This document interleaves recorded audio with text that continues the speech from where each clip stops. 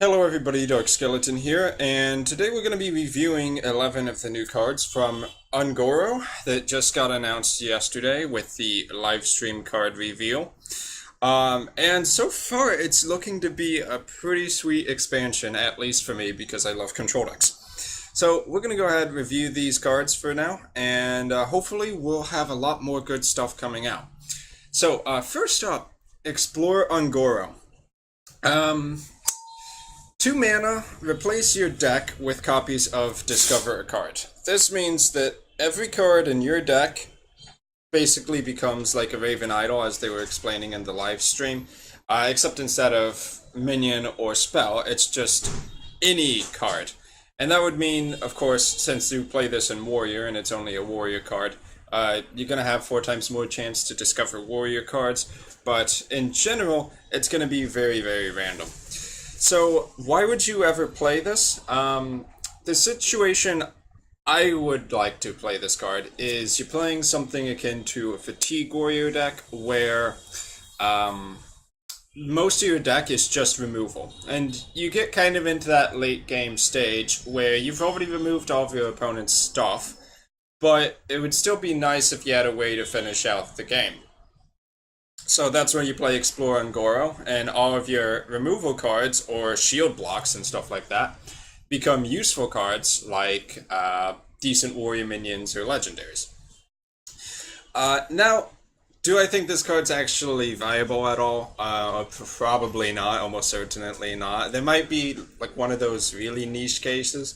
It's definitely one of those cards I like to play around with because it's just so unique that you have to try it. But honestly, in most situations, you wouldn't really want to play this card in your actual deck, or you wouldn't want to play it when you have it, because usually in Constructed, you actually want to keep those cards. The cards that you already have are going to be better than the ones you just randomly discover. But, that said, super fun card. I don't regret them adding it to the game, and I will try it out in my Discover Everything Warrior, I guess. So next up, and this is kind of hitting on the theme that it's the doom of aggro decks, this expansion. Hopefully, anyway. But the Tortollan Shieldraiser, 4 mana, 2/6, taunt, death rattle, give a friendly minion, +1/+1, random friendly minion. So, 2 components to this. Really, in most cases, I would look at this just as a 4 mana, 2/6 taunt. Simply because getting death rattle effects that hit other minions on the board to go off is usually quite tricky. It's the reason why that 5 mana 4/4 +3/3 on death rattle that came out of League of Explorers was never played in any deck, at least in Constructed. Sometimes you would draft it in Arena. So yeah, in most cases this is a 2/6 taunt, but a 2/6 taunt is usually good enough for aggro. I mean, it's just 1 attack lower than the Twilight Drake, the 3/6 taunt one, not the one that gains health. But that's probably good enough. I mean, 1 attack isn't a huge difference. And then you do have the side benefit of sometimes you will get to buff another minion, and then you could say, well, it's kind of like 3/7 of stats, but realistically it's more like a replacement for the taunt in Dragon Priest, except you can play this in any priest, so it makes all priest decks a lot better against aggro at the moment. Okay, next up, the Warlock quest, Lakkari Sacrifice. The quest is to discard 6 cards, kind of funny, and the reward is a Nether portal. So the Nether portal opens a permanent portal that summons imps, and they're 3/2 imps. Now it's not just 1 imp per turn, but it's actually 2 imps, 1 to each side, and the Nether portal does take up a space on your board. So basically you're getting 6/4 of stats every single turn after you play this, as long as you have board space for it. Now, in Zoo, you could say, well, yeah, infinite minions is going to be pretty good. And yeah, in a way, it would be. Though I imagine by the time you get this out, usually the opponent will have the resources to deal with it. So this might actually end up being better in kind of a more mid-rangey control demon warlock kind of thing. Something that might play Doom Guards, but not really trying to rush the opponent down or control the board that hard. I don't know. I mean, that's kind of the purpose of Doom cards, so maybe I don't know what I'm talking about there. You could also... No. The guy that adds demons to your hand, that's probably still not going to be a thing. Okay, so overall, what do I think of that? I think it's decent, but I don't think it's going to make it into every Warlock deck, which is a good thing. I mean, you don't want a card to just be, wow, auto-include. I don't think Maya the Watcher, the Priest quest, is auto-include either. So it's good that they are at least balanced, because in a way they are very powerful if you get them out, but the thing is it's hard to get them out.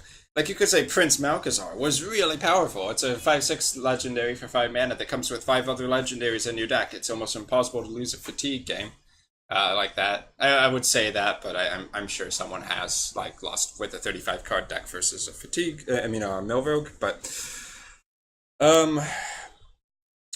yeah, you at least have to think about it. It's powerful, but it's tricky to get out, so is it worth it? And, one thing about this control meta, where you have these quests and all these new taunt minions, is that if everybody's playing control, it makes aggro better again, because people will eventually start building the control decks to fight other control decks, and then they might drop cards like the Lakkari Felhound, taunt, Battlecry, discard 2 random cards, but it's a 4-mana 3/8 out of their deck, because they're like, well, discarding 2 cards makes me lose the fatigue matchups, in a way. Would that be the case? Because if they're playing that, they're playing this, and this would help you in the fatigue matchups. Ooh, that's kind of tricky. Playing with a 24-card deck, or not having Nether Portal. Or do Warlocks just not go for fatigue anymore at all? I mean, they kind of lost to Warriors or Priests in fatigue anyway. No, that's not true at all. Because Draxus. Who knows? Anyway. So, Arcanologist. This is a 2-mana 2/3 mage minion. Draw a secret from your deck. It's kind of like a slightly worse Mad Scientist. Mad Scientist, if you remember, was basically one of those core minions to every mage decks ever until Naxxramas got rotated out. 2-mana 2/2. Put a secret into play from your deck. It is nice that it has 1 more health, but you still do have to pay the 3 mana for the secret. In a way, it's nice, because if you're trying to play something like Effigy, like an Effigy deck, you don't really want to have the Effigy on the field on the first few turns. So having it in your hand so you can save it until after you play something like Archmage Antonidas might actually be good. So that's one of the problems with Mad Scientist. It's kind of tempo-y.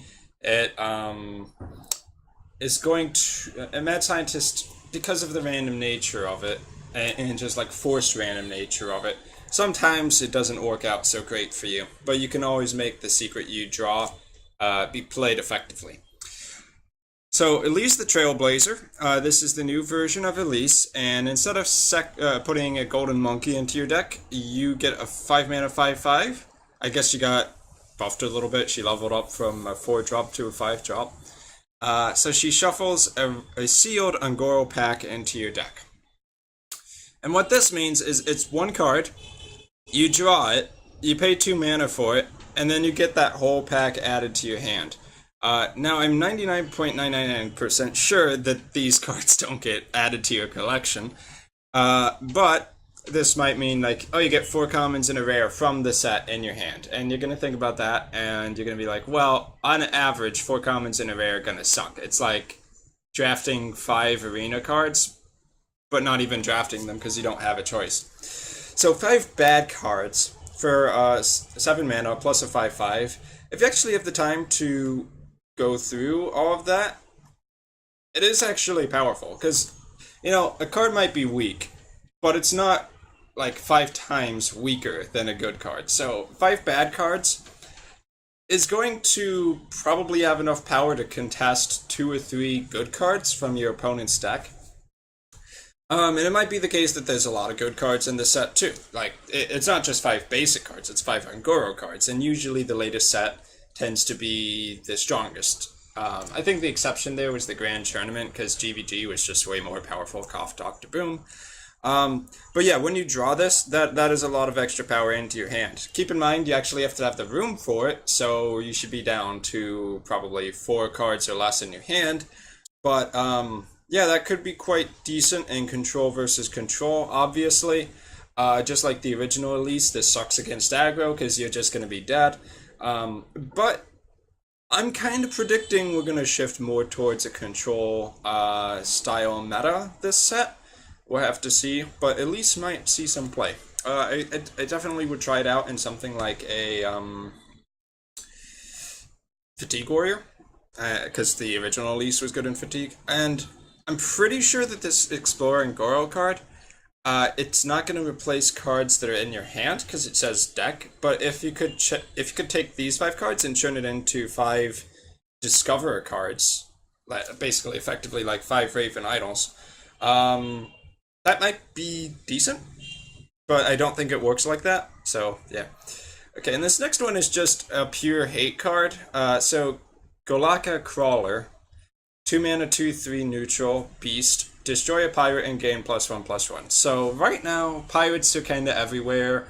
A little less after the Buccaneer nerf and the Spirit Claws nerf, but Pirate Warrior is still strong. So I think what they're saying with this card is that if Pirate is just dominating at some point, they want something to be able to hard counter that in one way or another. And Golakka Crawler can kind of do that. Is the meta bad enough right now that people would play this in their deck just to fight the Pirate Warriors? Or, well, sometimes you kind of see patches and shamans still too. Yeah, maybe. I mean, if it's a card that basically gets you a huge advantage in like 30-40% of the matchups, and then it's just an average 2/3 in the other ones, I think that might be worth it. Because this becomes a 3/4 and it gets you a tempo swing, and I think if you play this against a pirate deck and you get it early on, you kind of just win. And that's pretty good. But as soon as pirates fade away, obviously you wouldn't play this. Okay, next up is a card I actually like a lot. So it's a 3 mana, 1/5 called Tar Creeper, Elemental. Taunt has +2 attack during your opponent's turn. I think, maybe it's just me, but I think there was actually a enemy called Tar Creeper in the Ungoro crater. But when I look at this, I'm kind of thinking like, so it's a Tar Creeper, huh? Kind of like power creep. So this is an improvement over the Amgam Rager, where it was just a vanilla 1/5. But this is a taunt 1/5 that also becomes a 3/5 on your opponent's turn. So you could say, oh, it's kind of like an average of a 2/5, but not really. The point of this card is just to stall out the game and to have a nice defensive wall. Also nice that it can't really be affected by negative attack cards that your opponent might play. So if your opponent is playing Paladin and they play Aldo or Peacekeeper on this, it's still going to have +2 attack, so that actually doesn't work on it at all. So this will just kind of wall out any early tempo plays decently. Obviously it has no offense, and eventually your opponent might just ignore it, but at least you'll survive until like turn 5 or 6. Would you actually play this? Like if you have a deck that already has cards like Tortollan Shieldraiser, I could actually see this seeing some play, like a 3 mana 3/5 taunt. It's sort of like the second-rate Bruiser, but it's always active, and because it doesn't require your opponent to play 3 minions.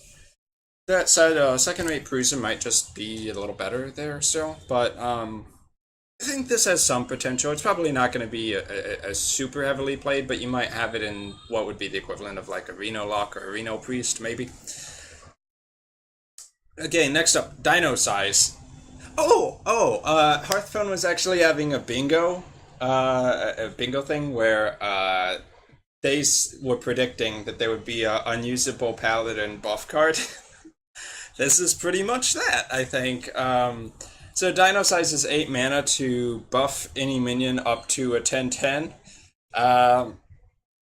It's not terrible. Like, you can make your 1/1 Silverhand recruit a 10/10, but is that worth it for an 8 mana? So you hero power, let's just say it's like a 1 mana 1/1, and then you give it 8 mana to make it a 10/10. Is a 9 mana 10/10 worth it? No, not really. I mean, the second you play this on any minion, what's going to happen is it's going to get removed. And I guess the one upside is that you can play this, you can trade into a minion, and then they still have to remove it because you have like a 10-6. Overall, though, I don't think this is really going to be much of a thing. It's just a little bit too much mana.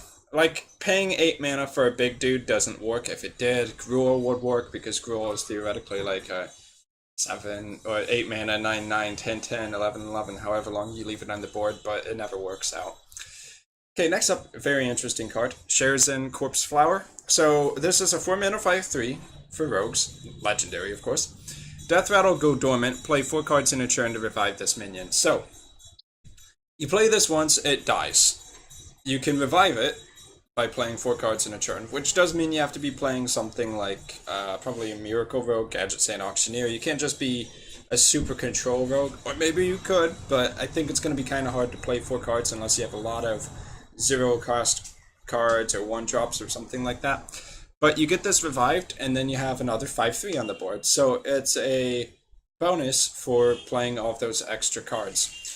Do I think that this will be played? It's kind of hard to say. I mean, playing 4 cards in one turn is kind of tricky.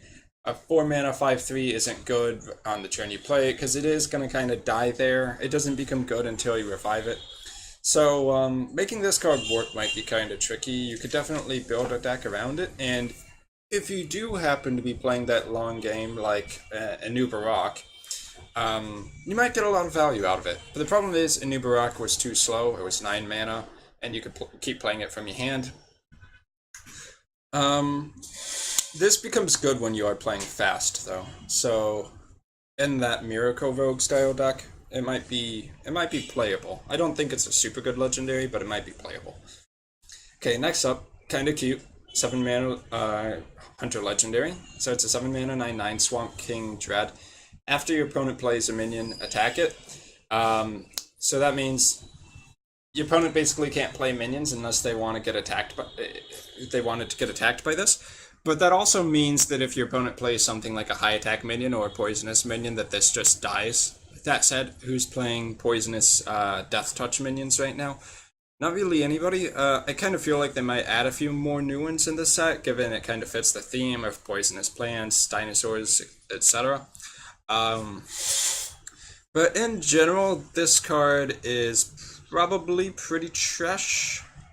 I don't think this card could be that good. Like, you could maybe try it in Control Hunter, but Control Hunter has never been a thing. I've always humored the idea, like Lock and Load Hunter, but it never really works out.